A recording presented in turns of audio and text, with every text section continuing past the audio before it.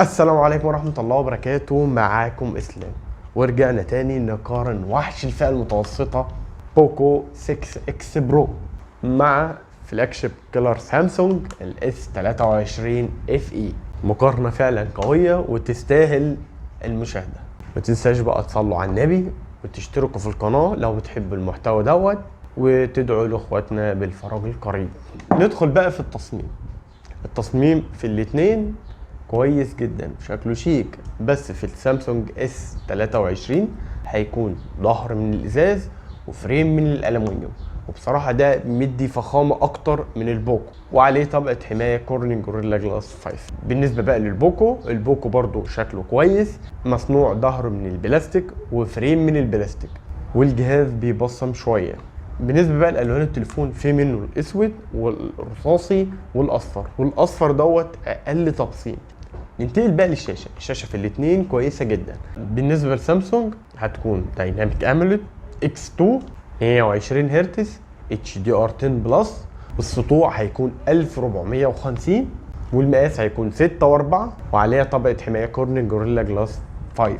هتكون فيلو اتش دي بلس. الشاشه بقى في بوكو هتكون اموليد 120 هرتز اتش دي ار 10 بلس دولبي فيجن، وهتكون المقاس 667، والدقة هتكون 1.5 كي، والسطوع هيكون 1800. هيكون عليها طبقة حماية كورنينج جوريلا جلاس 5.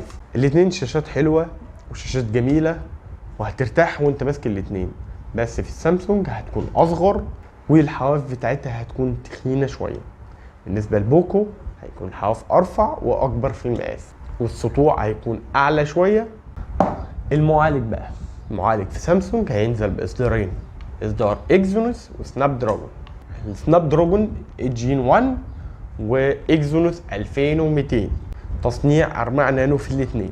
المعالج كويس وهيشغل بابجي على 60 فريم، وفي الاداء اليومي هيكون كويس جدا. بالنسبه بقى للبوكو هيكون دايمنستي 8300 الترا، وده معالج اقوى شويه من الاثنين اللي هناك، هيشغل لك بابجي على 90 فريم، وده معالج كويس جدا في الالعاب، برضه مش هيزعلك في المهام اليوميه. فنقطه المعالج هنا هتكون للاوبو.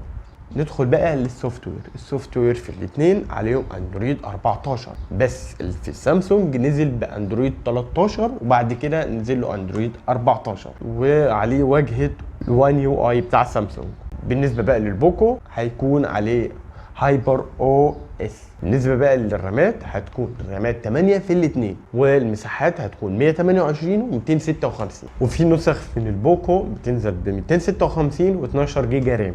بالنسبه بقى لمدخل الذاكره الخارجي مش موجود في الاثنين. ننتقل بقى الكاميرات في سامسونج هتكون 50 ميجا بكسل الكاميرا الرئيسيه مع او اي اس، والكاميرا الثانيه هتكون 12 ميجا الترا وايد، وهتكون الكاميرا الثالثه بتاع تيليفوتو 8 ميجا بكسل تدي 3 اكس اوبتيكال زوم، ولحد 30 اكس سوفت وير 10 ميجا بكسل الكاميرا الاماميه. بالنسبه بقى للبوكو 64 ميجا بكسل مع او اي اس، و8 ميجا بكسل الترا وايد، و2 ميجا بكسل للمايكرو، والكاميرا الاماميه هتكون 16 ميجا بكسل. بالنسبه للكاميرات في الاثنين هتكون كويسه جدا، بس في سامسونج هتكون احسن شويه، وحتى في بالليل هتكون احسن، وهي احسن اصلا عشان الكاميرا التليفوتو هتديك صور بورتريه جميل جدا. وده مش معناه في البوكو الكاميرات وحشه، كويسه، بس بالليل هتلقى التفصيل رايحه شويه. وتصوير الفيديو في سامسونج بيصور 8K الكاميرا الخلفيه، والكاميرا الاماميه بيصور 4K،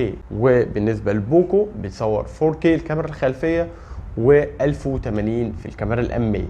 بالنسبه البصمه في الاثنين اوبتيكال وكويس، بس هتكون اسرع في البوكو. بالنسبه للاي ار بلاستر الريموت موجود في البوكو ومش موجود في سامسونج. بالنسبه للسماعات ستيريو سبيكر في الاثنين، مدخل السماعات 3.5 مش موجود في الاثنين، ودي حاجه تزعل الصراحه يعني. ندخل بقى البطاريه في سامسونج 4500، ودي مش احسن حاجه، والشحن 25 واط، ودي بصراحه شحن قليل في الفئه ديت، وفي الفئة المتوسطة حتى، وبيشحن شحن وايرلس 15 واط. ندخل بقى في البوكو 5000 ملي امبير و67 واط الشحن بتاعها، وده شحن كويس، وهو مش الافضل في الفئة ديت بس بصراحة احسن من السامسونج. واداء البطارية هيكون في البوكو احسن. ممكن بقى بعد ما عرفت الفرق بين الاتنين تكتب لي في الكومنتات انت هتفضل ايه، ولو فضلت لحد هنا بجد انت بطل. سلام.